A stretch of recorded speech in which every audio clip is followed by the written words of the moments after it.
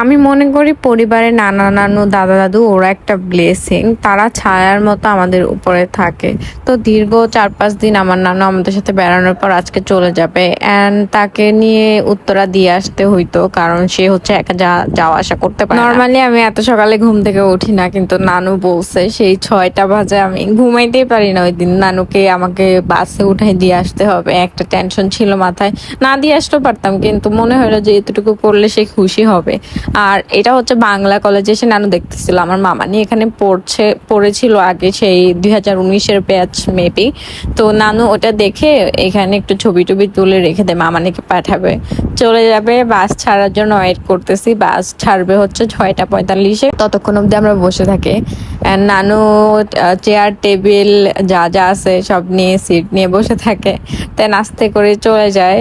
আর এই তো মিস করছি খুব এখনই আসলে।